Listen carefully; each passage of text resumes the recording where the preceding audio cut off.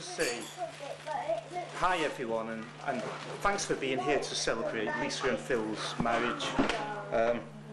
For those of you who don't know me, I'm Phil's older brother, Rich. I've known him on and off for 32 years. I wasn't too sure what to say in this speech, so I asked a few people for advice.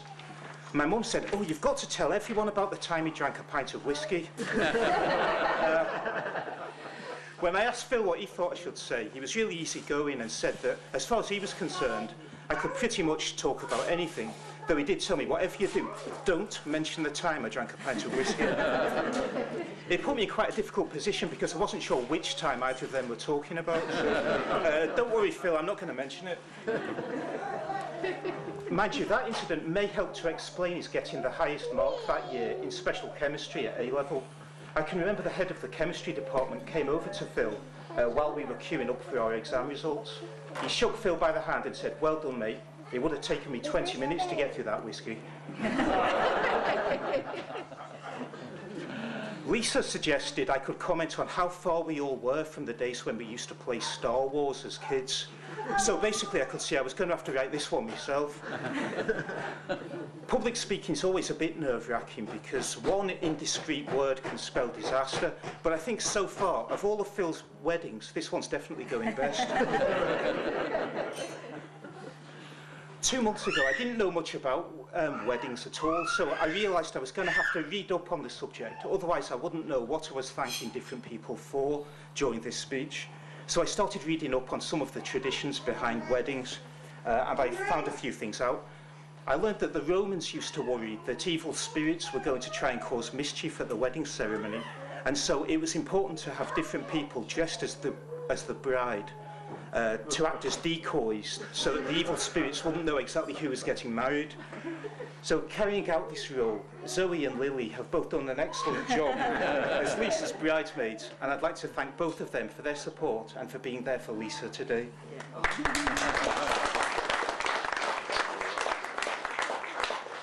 They've obviously done their job well because I haven't seen any evil spirits all day, though I must say I haven't been to the bar yet. I'd like to thank Jacob as well, who's done a tremendous job as the page boy, supervising the wedding and making sure that everything goes according to plan. In Anglo-Saxon times, weddings were practically kidnappings. The role of the best man in those days was to provide backup and to protect the groom from the bride's family. He was required to help the groom out in any fights which kicked off as they kidnapped the bride and fled from her home, and to protect the groom from the fights which broke out when the bride's family would storm the church while the vows were being taken. Apparently the church was frequently a battle scene, and I think that justifies Lisa and Phil's choice of venue today. In this context, I'd like to thank both David and Trina for organising a wonderful wedding and for ensuring a peaceful and harmonious ceremony. I'd like to go further just to express our collective appreciation of the considerable effort and sacrifice that they made to ensure that we'll all look back on Lisa and Phil's wedding fondly in future years.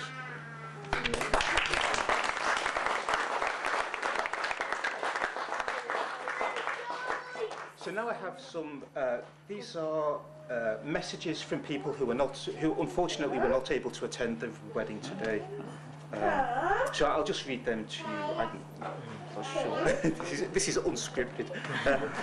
So this is, to Lisa and Phil, congratulations to you both. Love from Jean, Bob and family.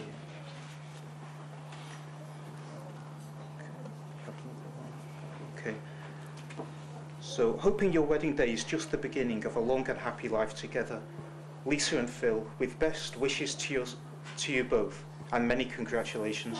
Have a day to remember. Love from Judy, Bernard and family.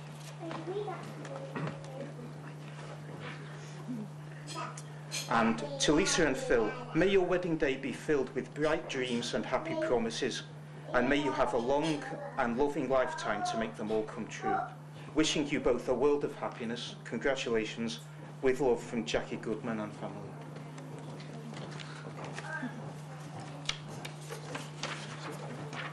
Okay, now I'll try and tell you some things about Phil that you may not know or you may have forgotten.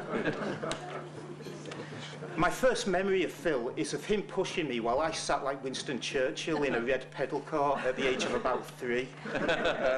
From this harmonious beginning, the pair of us fought non-stop for 15 years, and Phil had a few lucky escapes in that time. There are 2 occasions which spring to mind. One in which he annoyed me to the extent that I threw a pair of compasses at his head, and one in which I chased him round the garden and into the garage, wielding a red-bladed axe.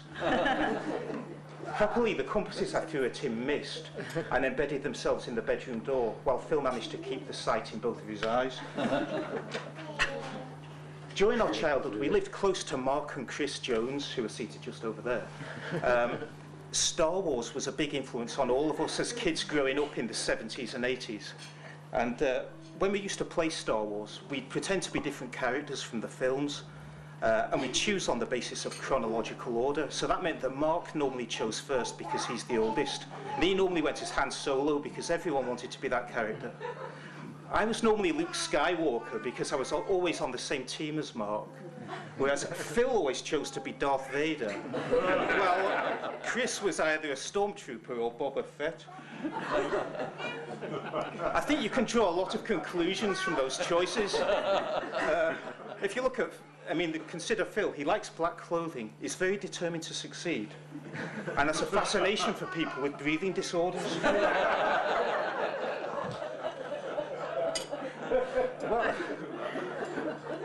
While we were growing up, it was clear that Phil was good at art, especially pencil drawings as a kid. He had quite a few big pictures drawn on pieces of A3 and A2 paper that we both used to steal from tech drawing classes. Phil could have shown you his pictures today. In fact, our mum bought some picture frames and had all of Phil's pictures incinerated. Phil and I both went to Fairfield High School in Widnes. In response to the advice given at his careers interview that kids from comprehensives don't go to medical school, Phil went to college and then to medical school in Leeds, where he got his degree in medicine. While he was at university, he travelled to the United States for a 6-week elective. It turned out to be an eventful trip in a team carrying out transplant surgery and organ harvesting. They had their own light aircraft and once made a nighttime landing on a tiny rural airstrip alongside a large traffic accident.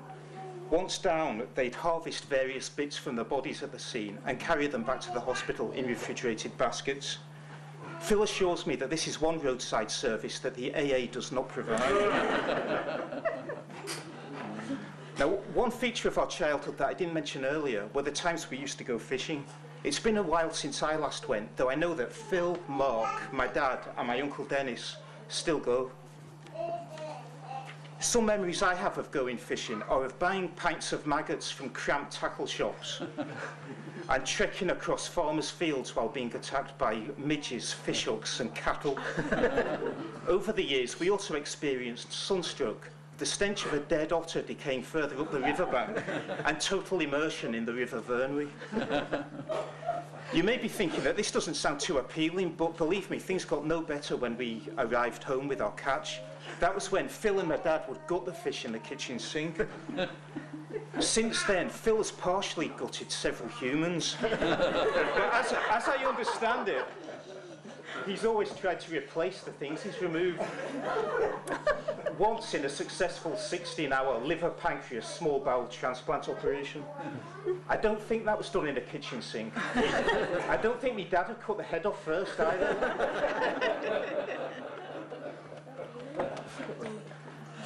Phil still claims that his time in the United States was the hardest he's ever worked, but it did have some benefits. He was once invited to judge the University of Indianapolis's cheerleader competition. As he said at the time, it was a rigorous process, but sadly somebody had to do it.